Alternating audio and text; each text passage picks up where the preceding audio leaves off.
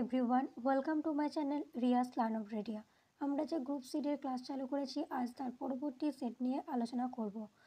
আর তোমরা যদি এই পিডিএফটা পেতে চাও তাহলে আমাদের টেলিগ্রাম চ্যানেলে জয়েন হয়ে যেতে পারো, তার লিঙ্ক আমি ডেসক্রিপশানে দিয়ে দিয়েছি। চলো তাহলে সেটটা দেখে নেওয়া যাক। প্রথম প্রশ্ন, ভানু সিংহ কার ছদ্মনাম? রবীন্দ্রনাথ ঠাকুর, রাজা রামমোহন রায়, রামরতন সরকার, ঈশ্বরচন্দ্র বিদ্যাসাগর। উত্তর কী হবে? ভানু সিংহ যার ছদ্মনাম সেটি হলো রবীন্দ্রনাথ ঠাকুর। পরবর্তী প্রশ্ন, ভারতের কোন রাজ্যে অরণ্যের পরিমাণ সবচেয়ে বেশি? মধ্যপ্রদেশ, কেরালা, মেঘালয়, মণিপুর। উত্তর কী হবে? ভারতের যে রাজ্যে অরণ্যের পরিমাণ সবচেয়ে বেশি সেটি হলো মধ্যপ্রদেশ।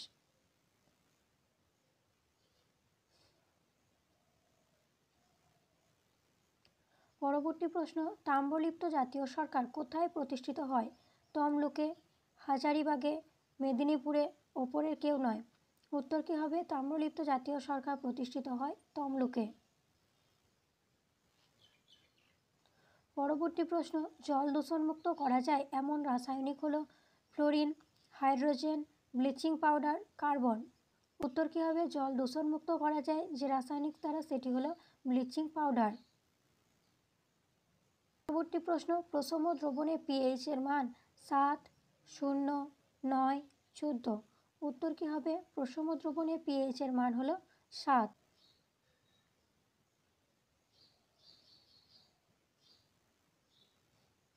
পিএইচ হলো একটি স্কেল যা কোনো জলীয় দ্রবণের অম্লত্ব বা ক্ষারত্ব পরিমাপ করা হয়। এই স্কেলের মান সাধারণত 0 থেকে 14 পর্যন্ত হয়। পিএইচ 7 অর্থাৎ এটি প্রশম দ্রবণ, অর্থাৎ বিশুদ্ধ জল প্রশম দ্রবণ, এটা হলো পিএইচ 7। আর পিএইচ 7-এর কম এটি অম্লীয় দ্রবণ নির্দেশ করে, যেমন লেবুর রস। আর পিএইচ 7-এর বেশি হলে সেটি ক্ষারীয় দ্রবণ, যেমন সাবান জল। পরবর্তী প্রশ্ন, কত খ্রিস্টাব্দে নৌ বিদ্রোহ হয়? 1855, 1846, 1847, 1845। উত্তর কী হবে? কত খ্রিস্টাব্দে নৌ বিদ্রোহ হয়? সেটি হলো 1946।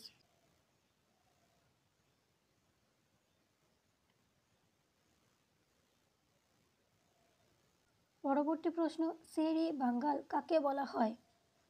নবাব সলিমুল্লাহ, ফজলুল হক, মৌলানা আবুল কালাম আজাদ, হাজি মোহাম্মদ মহসিন। উত্তর কী হবে? শের-ই বেঙ্গল বলা হয় ফজলুল হককে। পরবর্তী প্রশ্ন, শ্রীরামপুর কলেজ কত সালে প্রতিষ্ঠিত হয়?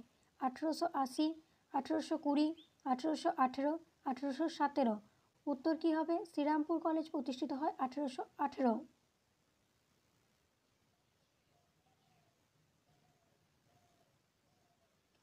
এটি উইলিয়াম কেরি, জোশুয়া মার্সম্যান এবং উইলিয়াম ওয়ার্ড এই 3 খ্রিস্টান ধর্মপ্রচারক দ্বারা প্রতিষ্ঠিত হয়েছিল।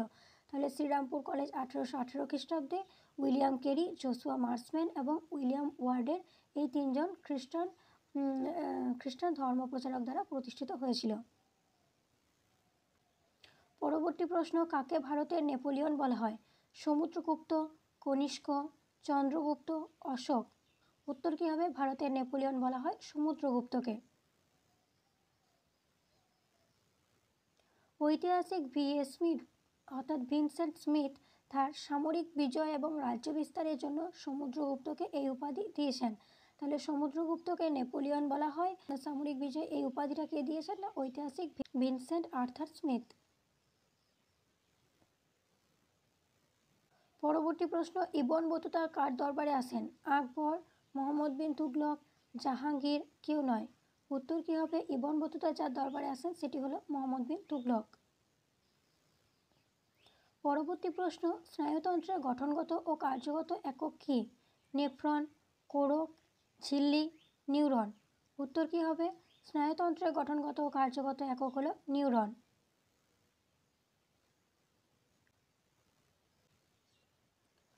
পরবর্তী প্রশ্ন, সন্ধ্যা তারা কোন গ্রহকে বলা হয়? মঙ্গল, বুধ, শুক্র, পৃথিবী। উত্তর কী হবে? সন্ধ্যা তারা যে গ্রহকে বলা হয় সেটি হলো শুক্র।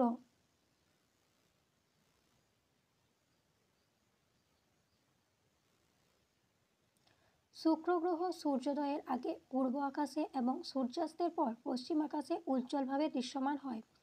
এই উজ্জ্বলতার কারণে একে সকাল তারা এবং সন্ধ্যা তারা উভয় নামেই ডাকা হয়। তাহলে সূর্যোদয়ের আগে পূর্ব আকাশে আর সূর্যাস্তের পরে পশ্চিম আকাশে দেখা যায়, আর এটিকে মর্নিং স্টার বা ইভিনিং স্টার উভয়ই বলে ডাকা হয়। পরবর্তী প্রশ্ন, সতীদাহ প্রথা নিষিদ্ধ হয় কত খ্রিস্টাব্দে? 1829, 1842, 1856, 1835। উত্তর কী হবে? সতীদাহ প্রথা নিষিদ্ধ হয় 1829 খ্রিস্টাব্দে।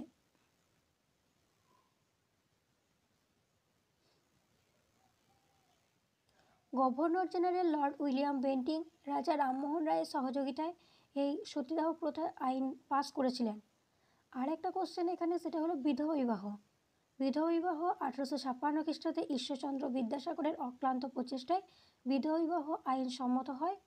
আর এটি কার আমলে হয়েছিল? না, লর্ড ক্যানিংয়ের আমলে এই আইন পাস করা হয়েছিল। তাহলে সতীদাহ প্রথা 1829 খ্রিস্টাব্দে লর্ড উইলিয়াম বেন্টিংয়ের আমলে রাজা রামমোহন রায়ের সহযোগিতায়, আর বিধবা বিবাহ 1856 খ্রিস্টাব্দে লর্ড ক্যানিং এর আমলে আর ঈশ্বরচন্দ্র বিদ্যাসাগরের সহযোগিতায়।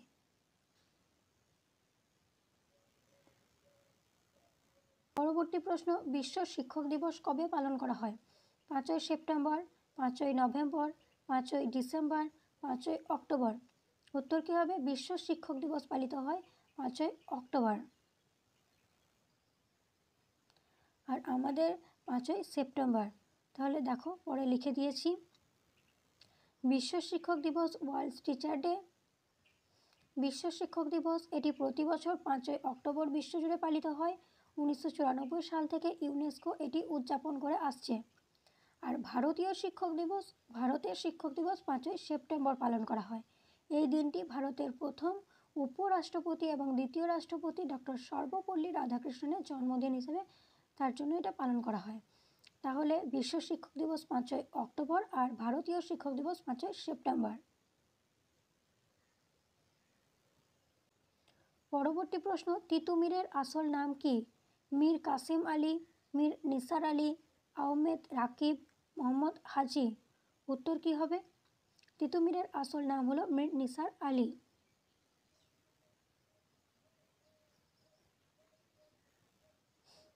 তিনি 1831 সালে ইংরেজ ও জমিদারদের বিরুদ্ধে একটি ঐতিহাসিক কৃষক আন্দোলন গড়ে তুলেছিলেন, যা ইতিহাসে বারাসাত বিদ্রোহ নামে পরিচিত। এই বিদ্রোহের মূল কেন্দ্র ছিল বারাসাত অঞ্চলের নারকেলবেড়িয়া গ্রাম, যেখানে তিনি বিখ্যাত বাঁশের কেল্লা নির্মাণ করেছিলেন। তাহলে তিতুমিরের আসল নাম মীর নিসার আলী। তিনি বারাসাত বিদ্রোহের সঙ্গে যুক্ত ছিলেন আর তিনি বাঁশের কেল্লা নির্মাণ করেছিলেন।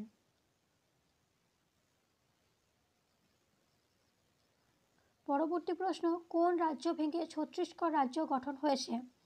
উত্তরপ্রদেশ, বিহার, মহারাষ্ট্র, মধ্যপ্রদেশ। উত্তর কী হবে? যে রাজ্য ভেঙে ছত্তিশগড় রাজ্য গঠিত হয়েছে সেটি হলো মধ্যপ্রদেশ। পরবর্তী প্রশ্ন, অশোকের শিলালিপি কোন ভাষায় রচিত? সংস্কৃত, পালি, ব্রাহ্মীয় খরষ্টি, দেবনাগরী। উত্তর কী হবে? অশোকের শিলালিপি যে ভাষায় রচিত সেটি হলো ব্রাহ্মীয় খরষ্টি। পরবর্তী প্রশ্ন, সৈয়দ বংশের শ্রেষ্ঠ সুলতান কে ছিলেন? মুবারক শাহ, মোহাম্মদ শাহ, আলাউদ্দিন আলম শাহ, খিজির খাঁ। উত্তর কী হবে? সৈয়দ বংশের শ্রেষ্ঠ সুলতান ছিলেন খিজির খাঁ।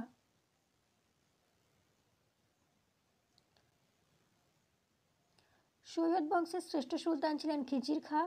তিনি এই বংশের প্রতিষ্ঠাতা এবং প্রথম শাসক। পরবর্তী প্রশ্ন, গুপ্ত বংশের শ্রেষ্ঠ সম্রাট কে ছিলেন? সমুদ্রগুপ্ত, আকবর, অশোক, চন্দ্রগুপ্ত। উত্তর কী হবে? গুপ্ত বংশের শ্রেষ্ঠ সম্রাট ছিলেন সমুদ্রগুপ্ত।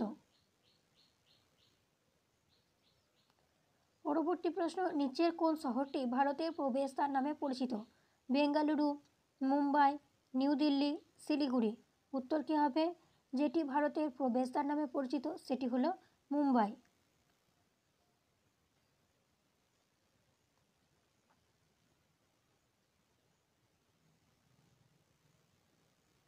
পরবর্তী প্রশ্ন, জাতীয় পরিকল্পনা কমিশন চেয়ারম্যান কে ছিলেন? জওহরলাল নেহেরু, বি আর আম্বেদকর, বি এন রাও, কেউই নয়।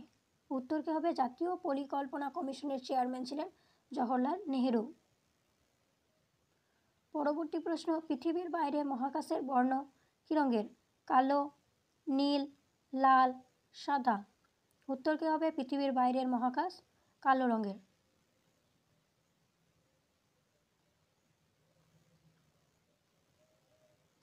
পরবর্তী প্রশ্ন, হুমায়ুন কথার অর্থ কী? স্বপ্ন, ভাগ্য, ভাগ্যবান, কোনোটিই নয়। উত্তর কী হবে? হুমায়ুন কথার অর্থ হলো ভাগ্যবান।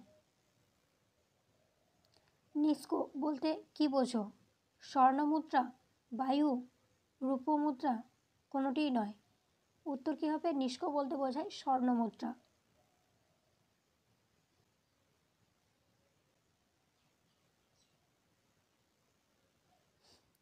পরবর্তী প্রশ্ন, মুঘল যুগের সরকারি ভাষা কী ছিল?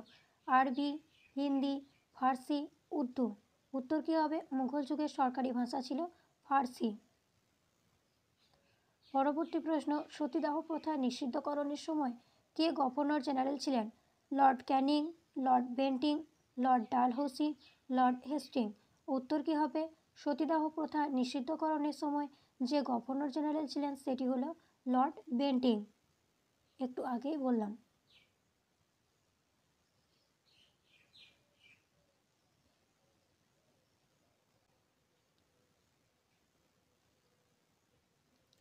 পরবর্তী প্রশ্ন, তহকিক-ই-হিন্দ গ্রন্থটি কার লেখা? সুলেমান, আল বিরুনি, আল বিলাদরি, আল মাসুদি।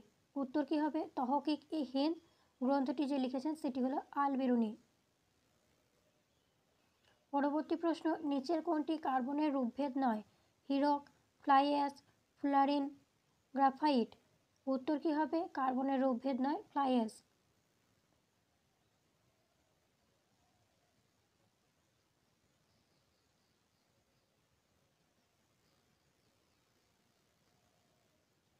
পরবর্তী প্রশ্ন, আজাদ হিন্দ ফৌজ কোথায় প্রতিষ্ঠিত হয়? কলকাতা, সিঙ্গাপুরে, রেঙ্গুনে আর জাপানে। উত্তর কী হবে? আজাদ হিন্দ ফৌজ প্রতিষ্ঠিত হয় সিঙ্গাপুরে। পরবর্তী প্রশ্ন, হরপ্পা সভ্যতার লোকেরা কোন দেশের সঙ্গে বাণিজ্য করত? চীন, রাশিয়া, সুমের, ইরান। উত্তর কী হবে? হরপ্পা সভ্যতার লোকেরা সুমের দেশের সঙ্গে বাণিজ্য করত। আজকের সেটের শেষ প্রশ্ন হোমওয়ার্ক, বাংলায় পাল বংশের প্রতিষ্ঠাতা কে? গোপাল, ধর্মপাল, মহিপাল, ওপরের কেউ নয়। এই কোশ্চেনটির উত্তর তোমরা কমেন্টে জানিও। আর ভিডিওটি ভালো লাগলে লাইক করো, শেয়ার করো, সাবস্ক্রাইব করো। চলো দেখা হচ্ছে নেক্সট ভিডিওয়।